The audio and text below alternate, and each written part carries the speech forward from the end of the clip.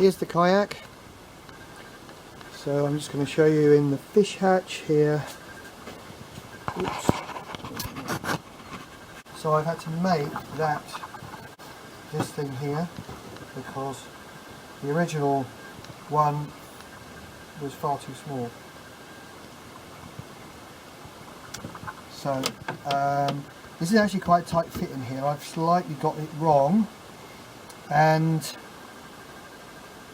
so it's quite hard to get out of here. So that's like a little handle for me, and it shouldn't get in the way of anything else. So these are just finger tight. He says, famous last words. That one certainly is.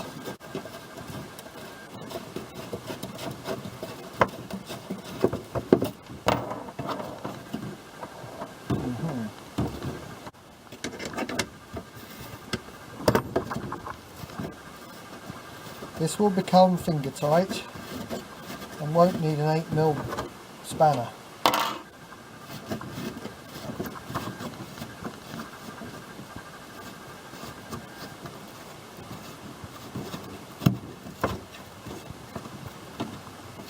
So there we are. It's now loose. There we go. So I've just enlarged the original hole. I've made a slot here, slot there, and so it can easily get in. So here's all the other paraphernalia. I've put the connections. The connections are all in this box. So you've got a 3-amp fuse in there for this particular fish finder. I've left all the cables long just in case I don't like something and want to change it around. But that should be alright. So we've got rubber grommets here, that should hold that plenty tight enough. This slots into there. As you see, oh, I better just show you this. Well, I'm not going to show you this. Basically that pulls out of there. There's a hole there. You can see this is pretty tight, but it's okay.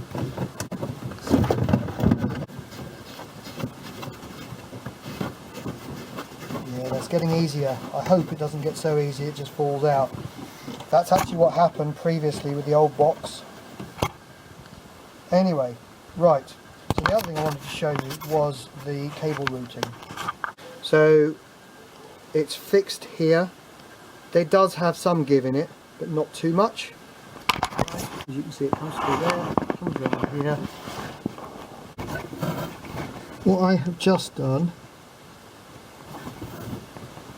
is secured these just with like a tab around this. Now this obviously is not standard, and attached it there, and then comes down to there. Right, so then here's my Garmin. So there we go, and I think you can see there's a bit of a screen going on there. So that's that. I'll turn it off again now. So it seems to work really, really nicely. This is a homemade binnacle I made. It's a little bit on the shallow side, but on the other hand doesn't protrude too much. So the shallow side of it, I've got a sun visor that goes across here for when it's really hot and sunny. Other times I can kind of get away with it, but unfortunately you do get a certain amount of sun on the screen that bounces off. So the other thing would be to make something a bit more. My sun visor looks horrible, so it works, but it looks horrible. So I tend, this time of year in the winter, I wouldn't bother using it quite so much probably.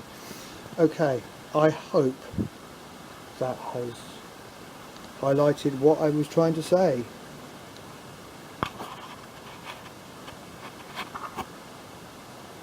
Thanks very much for watching.